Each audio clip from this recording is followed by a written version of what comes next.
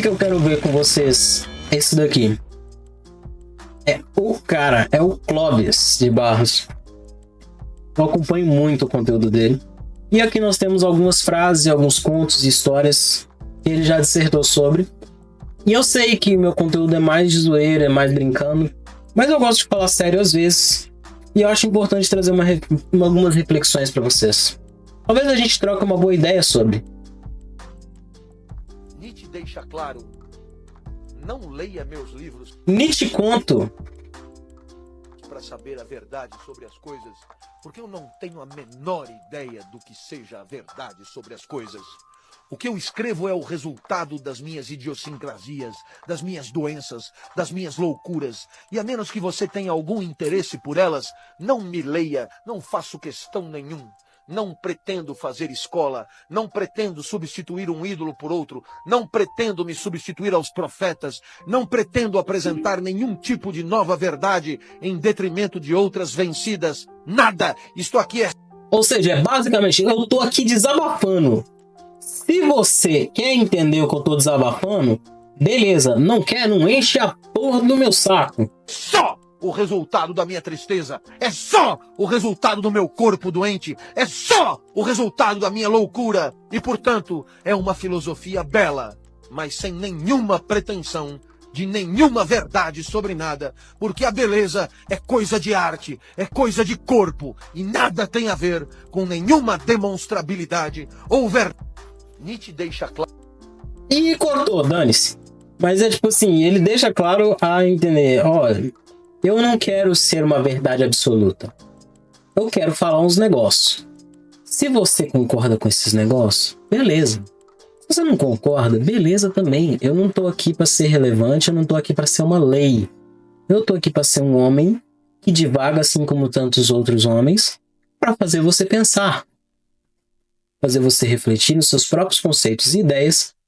E se você chegar nas mesmas ideias que eu, primeiro, parabéns, tu tá maluco. E segundo, tu é bem pessimista. Mas é isso. E em terceiro, você concorda. Se você não concorda, beleza. Claro.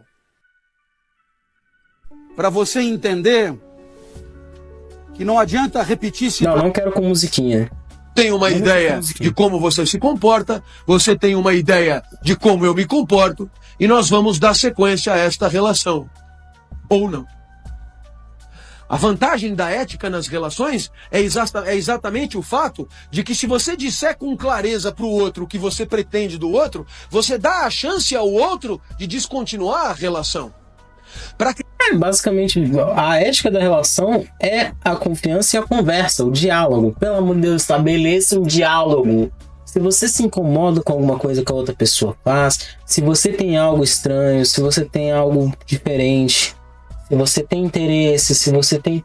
Seja o que for, fale com a pessoa. Estabeleça esse contato de que existe essa pessoa, existe esse desejo dentro de você, existe essas vontades, existem esses costumes dentro de você e que eles podem ou não mudar, mas isso não depende da relação, depende de si próprio, seu conforto, da sua necessidade de mudança.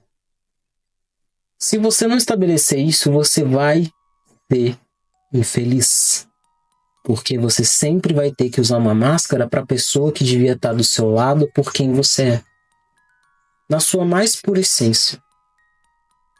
Você sempre vai estar pisando em ovos, você sempre vai estar tentando esconder alguma coisa, você sempre vai estar com uma sombra te perseguindo até que você exploda e revele.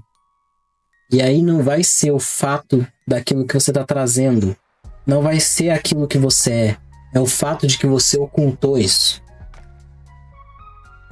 De que você nunca foi quem você é perto da outra pessoa. E aí não tem como ela confiar em você, não. Para que a ética nas relações funcione, é preciso que o contrato seja o tempo inteiro revisto à luz dos afetos de cada um dos participantes. É preciso que você seja transparente, sincero, ou seja, diga o que você sente. É legal que ele coloca dos participantes, ou seja, pode ser 2, 3, 4, a vida é tua, faz o que você quiser com seus orifícios e negócios. Para que o outro possa definir se vai continuar ou não continuar aquela relação, sem que haja nisso nenhum problema moral. É preciso, portanto, que o outro tenha em seu domínio o maior número de conhecimentos sobre você, seus desejos, seus afetos, suas pretensões, para que ele possa saber se aquela pessoa merece a continuidade da relação ou não. O que você não pode, na ética nas relações, é sonegar, maquiar, mentir, fazer crer no que não é. Porque senão você gera uma expectativa fraudulentamente. Tem uma ideia de como você se comporta. Entendem? Você tem uma ideia. Qual que é o lance? Entendem por que isso é necessário? O exemplo de força ativa é o professor que chega e manifesta sua potência na aula. Um tesão sim. Cara, ele fala tão... Ele fala muito alto. Em alguns momentos, tá louco? Singular, irrepetível. Uma manifestação de energia. O mais incrível é a legenda em inglês que tá aqui embaixo. O exemplo de The força example of an active force is the teacher ativa é o professor que chega who arrives and manifests his power in class. e manifesta sua potência na aula. Um tesão. An unique and repeatable boner.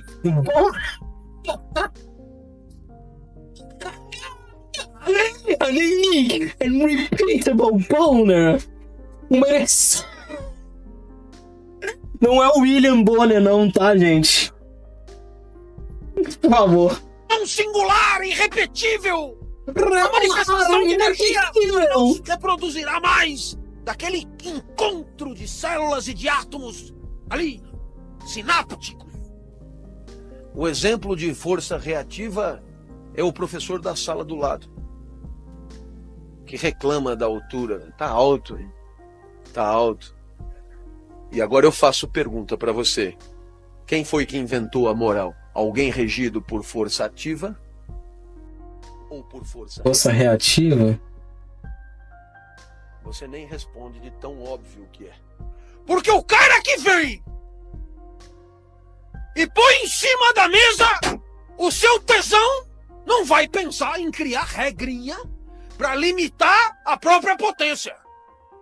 Quem é que vai definir os decibéis do professor?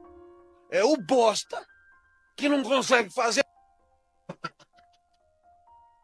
Pô, eu tô sentindo que isso é muito pessoal, hein? Eu tô sentindo que essa conversa é pessoal. Tipo, um cara dali da frente das aulas dele reclamou sobre isso e ele olhou assim: quer saber? Eu vou transformar isso aqui numa pauta. Hear me out. Hear me out. Então é ele que vai escrever o regimento interno. Regimento interno é conduta de nego mesquinho, corcunda, feio, postulento. Eu vou atrás dele. Eu vou anotar tudo que ele faz. Eu vou fazer um dossiê. Eu tô falando, isso tá muito pessoal, mano. Feio, broxado, não vive por si. Se por acaso o ativo morrer, ele não tem mais a quem perseguir. Morre por falta de quem perseguir.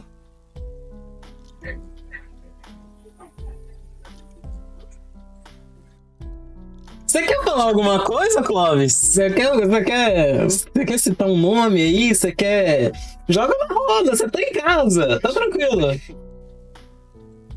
A recomendação que eu faço é você comprar O Crepúsculo dos Ídolos e ler o capítulo 2, cujo título é... Eu vou comprar um livro de, sei lá, 100 contos, 120, 150 e vou ler o capítulo 2. Apenas. Lá. Li. Pronto. É isso. Queima. O caso Sócrates. E quem é o Sócrates? É o baixinho, maldito, feio, acanhado, miserável, que fica enchendo o saco dos sofistas, entendeu? O sofista tá lá, fudido, gritando e gaguejando a sua potência. Foda-se se tá certo, se tá errado, Pô, mano, A legenda em inglês ali embaixo, meu Deus do céu, tá me matando, cara. Sedução, é energia, é tesão. E tá lá o cara anotando. Isso está incoerente. He's incoherent. Incoerente, merdoso, Incoherent. Porque ninguém que é regido pela força ativa faz regra. Regra é coisa de reativo. Mas como eu disse no começo... Você quer um exemplo do que ele tá falando? Ah, ele tá falando muito difícil, o ativo e o reativo, não sei o que ele tá dizendo. Se tem placa, tem história. Pense comigo. Se existe uma placa, é porque ela é reação de alguma coisa que foi feita. Por favor, não mije no chão. Da onde surgiu a placa não mije no chão? Da necessidade de um estabelecimento impor a ideia de que você não deve mijar no chão novamente. Por quê? Porque essa mesma coisa não foi tirada do nada. Ah, vamos alertar pro pessoal que não, aconteceu alguma vez, em algum momento aconteceu. Em alguma situação específica, alguém mijou no chão, a pessoa viu isso, teve que limpar, e a partir daí pensou, temos que proibir isso de acontecer.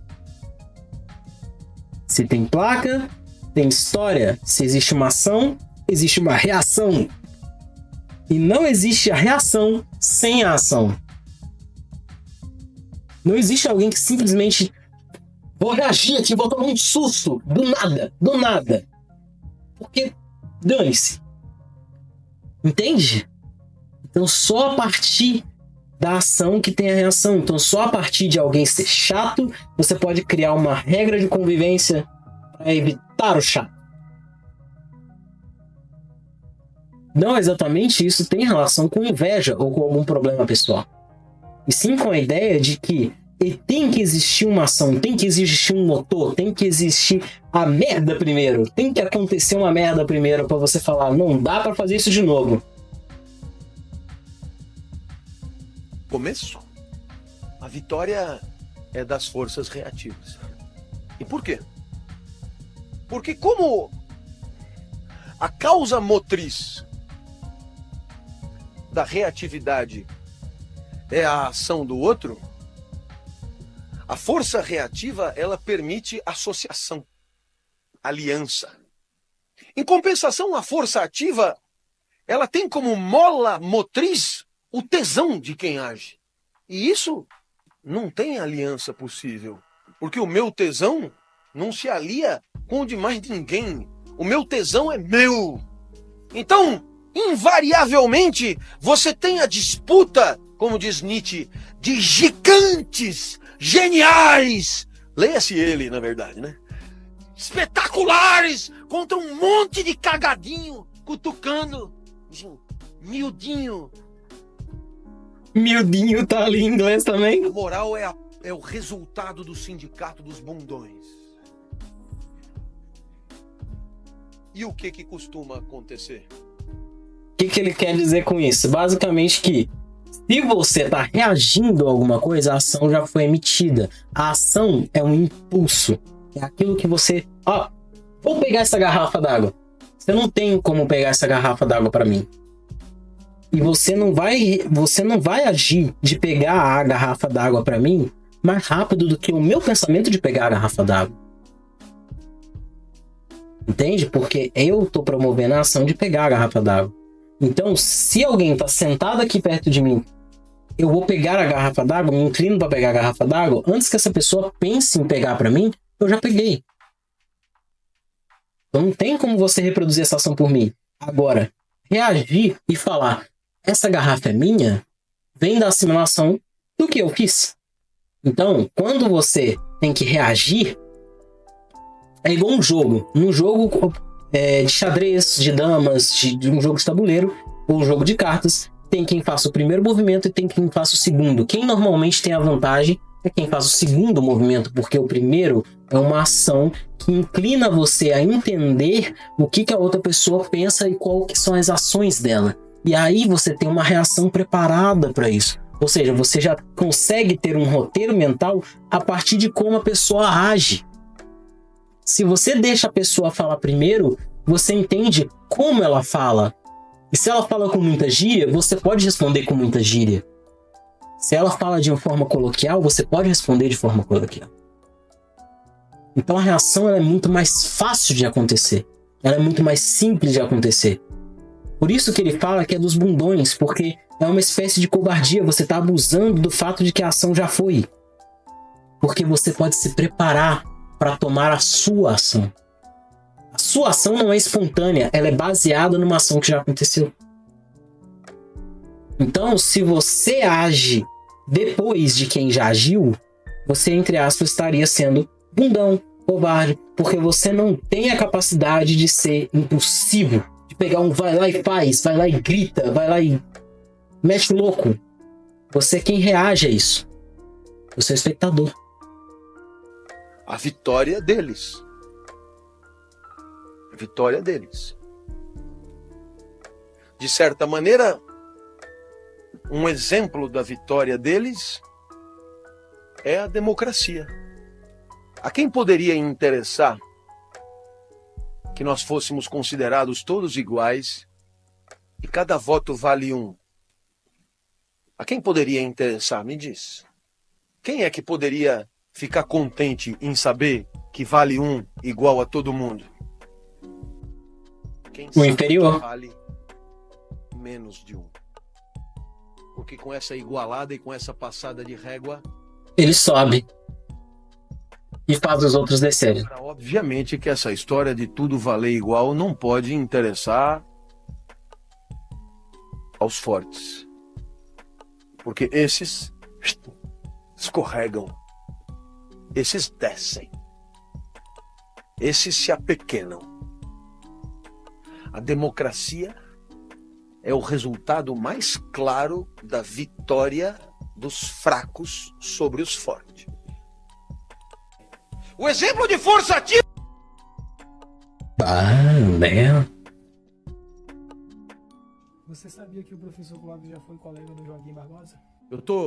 Você sabe que o Bourdieu foi meu orientador, eu estava numa aula, ele vira e fala, eu já contei com certeza, mas eu conto de novo. Os circuitos de consagração social serão tanto mais eficazes isso aqui é quanto maior maravilhoso. a distância social do objeto consagrado. Aí eu tô gravando Você vai falar assim, meu Deus do céu, que diabo ele acabou de falar? a aula do cara, aí eu chego em Um casa, objeto consagrado que não sei o que, eu vou não. acordar o Joaquim, que é meu colega de quarto, clandestino, e virou ministro do Supremo. Para não acordar o Joaquim, eu vou para a cozinha. Les circuits de consécration sociaux Cara, seront virou d'autant isso. plus efficaces selon la distance sociale des objets accomplis. Tal. Aí você lê a porra da frase, les circuits de consécration. Oh, meu Deus do céu. Não xinga, A não. porra da frase, les circuits. E você Para! começa a se sentir mal, cara. Por isso Para de você lê 30 xingar. vezes a porra da frase e você não entendeu o que o cara quis dizer. Isso é... Então, você tem que se sentir incomodado. Como é que eu não vou entender? O cara escreveu, velho. Ele escreveu, você só tem que entender. Ai, meu Deus, jamais esquecerei esse momento dele.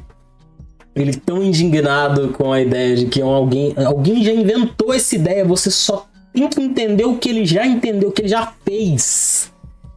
Entendeu? Você só tem que interpretar, que a gente entra na questão do Forte, né? O Forte já fez. Você só tem que interpretar o que ele fez e reagir a isso. E nem isso você consegue. Essa é a indignação que cerca a vida Por dele. quê? Porque a tua inteligência é o que você tem de melhor. Se ela não dá conta de uma merda de uma frase, então você é um ser defecante, né? Por outro lado, pra cagar, todo sou dia uma cago, bosta. é uma beleza. Não, é aquilo que você tem que entender. Esse Aí foi você vai- o jeito mais educado de falar. Você é um bosta. Você é um ser defecante. O cara e diz, porra, não entendi a frase. E o cara ainda zoa da sua cara. Pô, mas é uma frase elementar. Nossa, é de moer o fígado, cara. Como assim é elementar e eu não entendi? Então, é esse brio que eu tô falando. Esse brio. É esse brio que levará você a progredir intelectualmente. Por quê?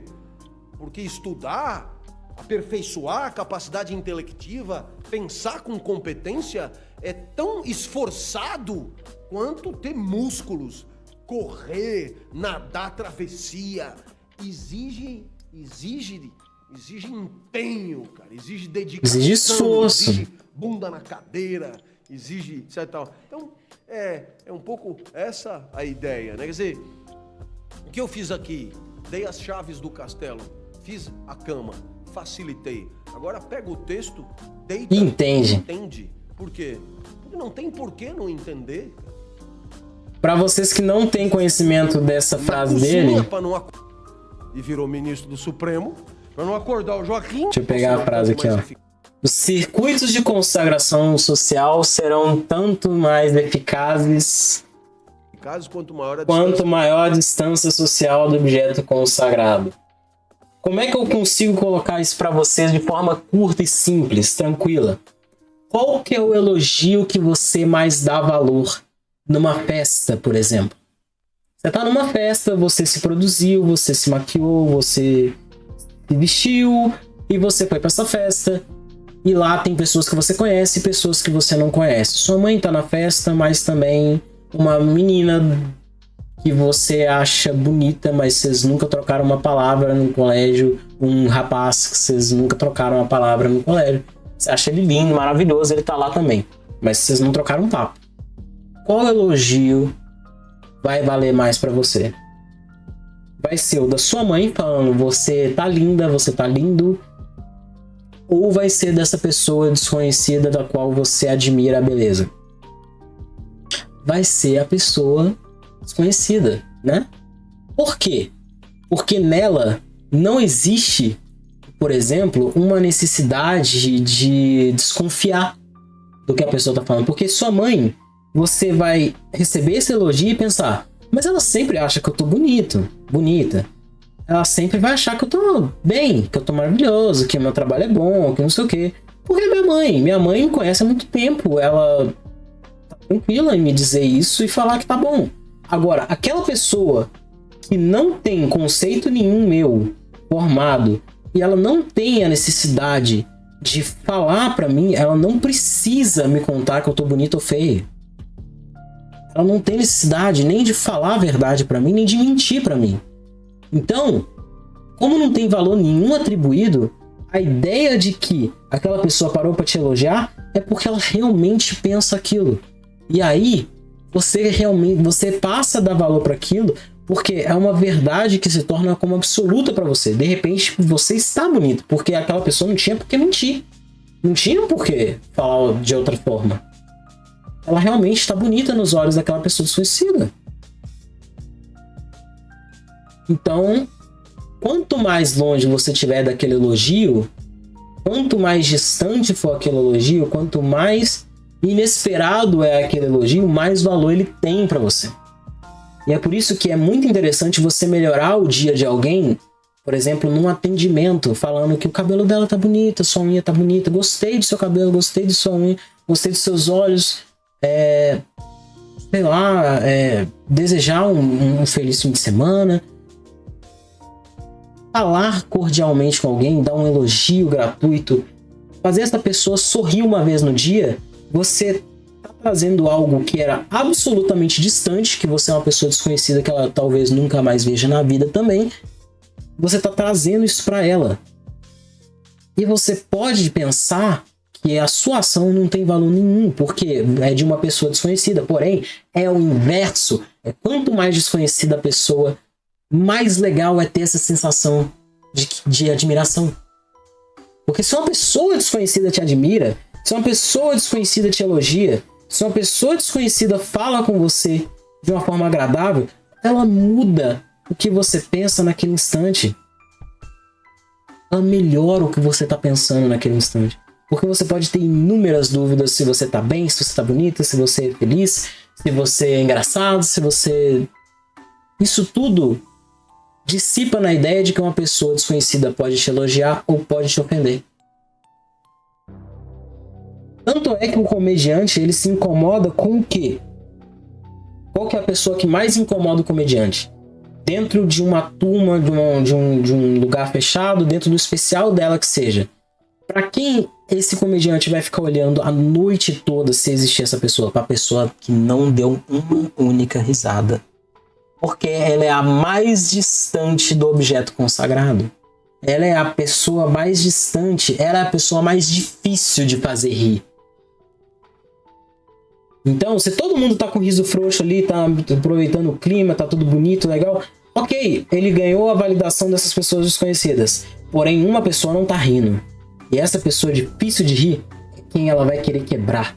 Porque se ela vê que essa pessoa riu, aí vai ter valido. Porque se ela fez no fim da noite aquela pessoa rir, ela ganhou a validação da pessoa mais difícil de rir. E era o objeto mais distante. Entenderam? É basicamente isso. A ideia de que quanto mais distante, quanto mais difícil, quanto mais a ideia de inalcançável estiver, maior é a conquista. Porque se estiver longe pra caramba, se estiver no topo de uma montanha e de repente você consegue, você até perde noção de que existiu uma caminhada para isso. Existiu um momento onde você se questionou tanto da sua beleza que você se maquiou. Existiu um momento que você questionou tanto seu corpo que você emagreceu. Existiu um momento que você ficou tão inseguro que você melhorou. E aí você lembra dessa caminhada e você sente que ela vale a pena. Quantas piadas você já contou que ninguém riu? E aí chegou num momento onde até a pessoa mais difícil da plateia riu do que você falou. Onde até a pessoa mais desatenta parou para te escutar. Onde até uma turma de caótica, uma turma de malucos, que tá todo mundo gritando, ficou calada para te ouvir. Isso que é louco. Isso que é bom. Então, essa que é a frase. E esse é o entendimento da frase que deixou ele desacordado. Deixou ele até dissociado da realidade.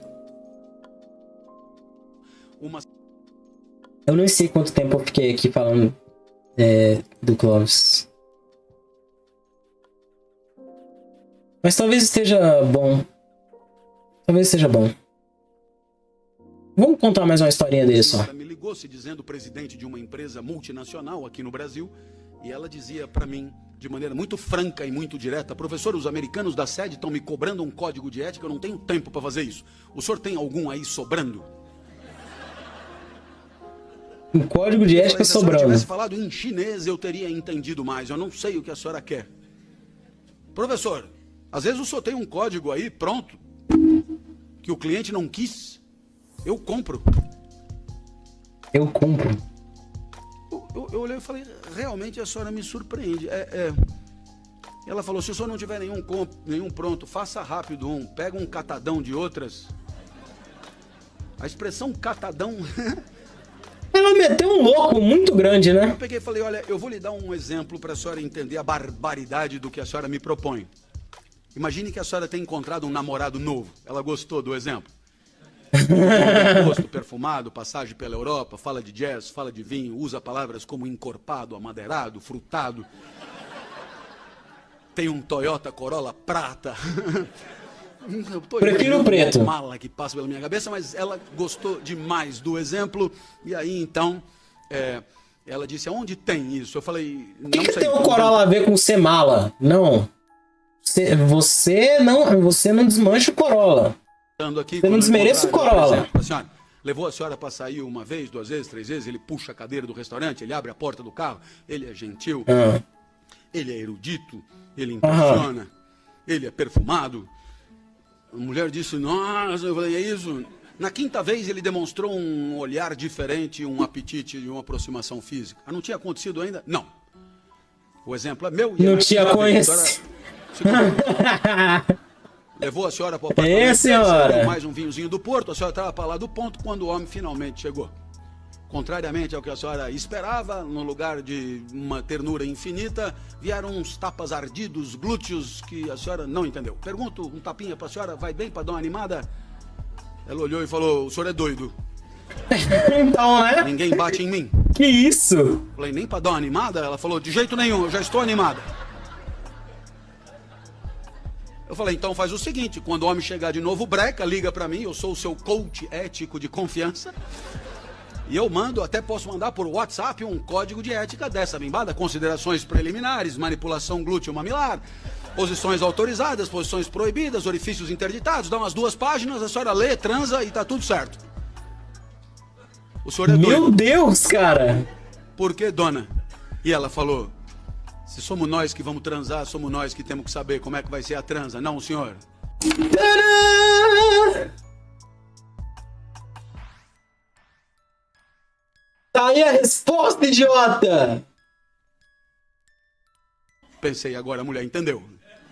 Mas eu me precipitei. Não, ela não entendeu. O que isso tem a ver ela com não o que nós entendeu. estávamos falando? Oh, meu Senhora, Deus do você acha um céu! absurdo eu regulamentar sua transa sem ser eu a transar. Por que deveria eu escrever o código de ética de uma empresa que eu nem sei onde fica?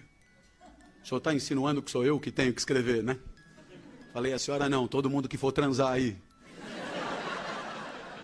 O que será que pode ameaçar a ética? Ô, socorro, interpretação, meu Deus. Assim, haverá canalice toda vez que alguém, para oferir algum tipo de vantagem, age de maneira a prejudicar mais do que um. Por onde houver convivência, então, haverá tanto ética quanto canalice, se não a possibilidade de ambos. Assim, você imagina que você saia de casa com... Basicamente, onde existe regra, existe alguém que quebre regras. Onde existe convivência, haverá caos. Onde existe sol, existe lua. dor de cabeça. Vão acontecer essas A coisas. dor de cabeça é significativa, você chega na porta da farmácia, não tem vaga, você tem preguiça para procurar uma vaga, então você para em fila dupla. Consciencioso que é, liga o pisca-alerta, vai rápido, compra uma cartela de Neosaldina, toma 2, entra no carro e vaza. Sua dor de cabeça passa antes de você chegar ao seu destino. Deu tudo certo. A dor de cabeça acabou e você não perdeu tempo procurando vaga. O problema é que durante aqueles 12 minutos que a operação levou, 2 pistas foram estranguladas numa só. 50% do fluxo foi interrompido. 142 veículos tiveram que ir lentamente e foram mais devagar do que previram, e 208 pessoas chegaram mais tarde a seu destino. Esse tipo de cálculo ajuda a entender que toda vez que um canalha triunfa e obtém o que quer, a sociedade padece. E o que é pior, ela paga. O negativo sempre supera o positivo. Portanto, toda vitória do canalha é fragilizadora da sociedade, apequenadora da sua potência, entristecedora da maioria. Cabendo, portanto, a todos dividir a responsabilidade pelo triunfo dos princípios de convivência contra a vitória do canalha. Se você quer um exemplo sobre isso pra gente racionalizar isso aqui um pouquinho mais rápido, diluir pra você, é o Brasil. Todo. O tempo todo. Acontecendo agora. O canalha sempre vai sair um otário e um esperto de casa se eles se encontrarem a negócio. Não é? Só que hoje em dia o canalha, ele não tem nem que sair de casa para ele fazer isso. Ele pode fazer de casa, ele pode fazer fake news, ele pode fazer um estardalhaço, ele pode fazer o que ele quiser na internetzinha dele. E todo mundo arca com isso, com o resultado disso. E olha que eu tô falando de um canalha Neusaldina, um canalha fofo, um canalha que você deixaria tomando conta do seu filho em casa no sábado. Nem de longe me ocorreu aqui ainda citar exemplos como aqueles que não se incomodam que crianças não tenham a plena nutrição na escola em nome de vantagens que lhes são próprias, brandindo notas mandou em nas direto. primeiras páginas dos jornais. Nem de longe me ocorreu mencionar aqueles que deveriam ter construído poços artesianos em locais de seca, mas que desviaram o dinheiro para suas próprias propriedades. nem de longe aqueles que tinham que comprar ambulâncias para hospitais públicos acabaram fazendo outra coisa com o dinheiro. Eu nem de longe me atreveria a mencionar aquilo que diariamente poderão encontrar exemplificado nas primeiras páginas dos jornais. Eu só falei de alguém com dor de cabeça, deixando claro que por onde houver ética, haverá convivência, canalice. Onde houver ética e convivência, haverá canalice possível entre duas pessoas, 5, 50, 5 mil, 50 mil, 200 milhões, quantas vocês quiserem, porque a ética, no final das contas, é a diferença entre o que você faria se estivesse sozinho e o que você faz porque tem alguém por perto interagindo com você. Nossa!